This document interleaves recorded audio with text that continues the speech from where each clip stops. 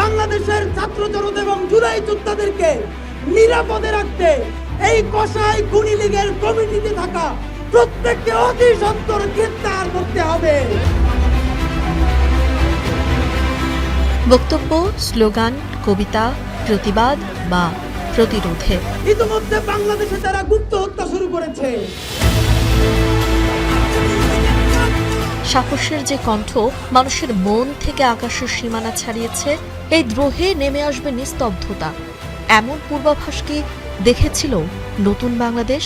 গণহত্যাকারী খুনি আওয়ামী লীগকে নিষিদ্ধ করার আগ পর্যন্ত বাংলাদেশের আপামর জুলাই জনতা এই শাহবাগে লাগাতার অবস্থান কর্মসূচি ঘোষণা করছে। ঝালকাঠি জেলায় জন্ম নেওয়া শরীফ ওসমান হাদিকে নতুন করে আবিষ্কার করে ২৪শে জুলাই। গণ অভ্যুত্থানে আন্দোলন, স্লোগান, মিছিল, বিদ্রোহের মিছিলে নির্মিত এক পূর্ণাঙ্গ প্রাণ।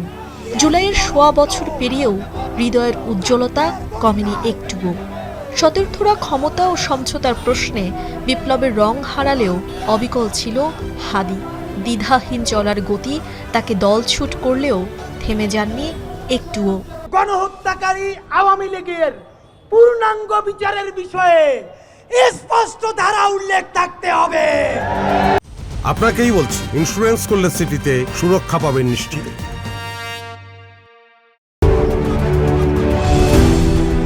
জুলাই গণ অভ্যুত্থানে অংশগ্রহণকারী ছাত্র জনতার অভিজ্ঞতা ও দাবির ভিত্তিতে নিজেই প্রতিষ্ঠা করেছেন সাংস্কৃতিক ও রাজনৈতিক প্ল্যাটফর্ম ইনকিলাব মঞ্চ। যে মঞ্চের মুখপাত্র হয়ে হাদি বারবার গর্জে উঠেছে দুর্নীতি, দুঃশাসন, আওয়ামী লীগ ও ভারতীয় আধিপত্যবাদের বিরুদ্ধে। লড়াই করেছে ন্যায় ও ইনসাফের পক্ষে।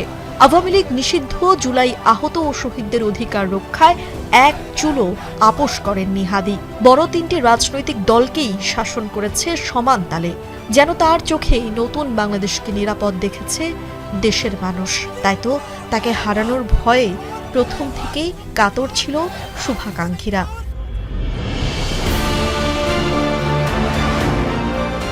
নির্বাচনে স্বতন্ত্র প্রার্থী হয়ে স্বতন্ত্র চরিত্রে উদ্ভাসিত হয়েছেন জুলাই বিপ্লবের অন্যতম প্রধান নায়ক হাদি। মুড়ি বাতাসা হাতে নিয়ে ছুটে গেছেন মানুষের দরজায়। নির্বাচনী খরচ জোগাতে নিঃসংকোচে হাত পেতেছিলেন মানুষের কাছে, যা তাকে মানুষের হৃদয়ের অন্তরালে গভীরভাবে লেপ্টে দিয়েছে। লাখো জনতার হৃদয়ের স্পন্দন। বহমান জীবনকে বাড়তি পাওয়া ভেবেই শত হুমকি মাখেন নিঙ্গায়। বারবার বলেছেন বুলেট ছাড়া কেউ তাকে থামাতে পারবে না। সত্যি তাই হয়েছে। একটি গুলি হাদির মস্তিষ্ক ভেদ করে রক্ত ছড়িয়েছে বাংলাদেশের বুকে। তাই তো তীক্ষ্ণ সমালোচকও হাদিকে ফেরাতে হাত তুলেছে। গুলিবিদ্ধ হাদির সুস্থতায় কেউ ছিল না পিছিয়ে। ঢাকা মেডিকেল থেকে এভার কেয়ার থেকে সিঙ্গাপুর, উড়ন্ত এয়ার অ্যাম্বুলেন্সের সঙ্গে সঙ্গী হয়েছিল কোটি মানুষের প্রার্থনা।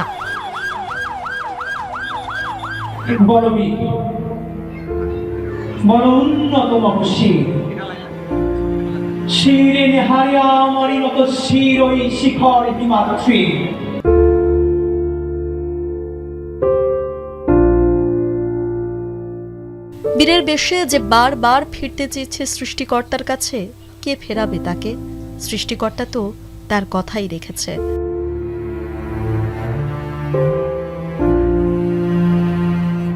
মাথার খুলি এফোর ওফোর হয়ে যাওয়ার পরও মানুষের সীমাহীন ভালোবাসায় কি হাদিকে কটা দিন আটকে রেখেছিল আমাদের পৃথিবীতে?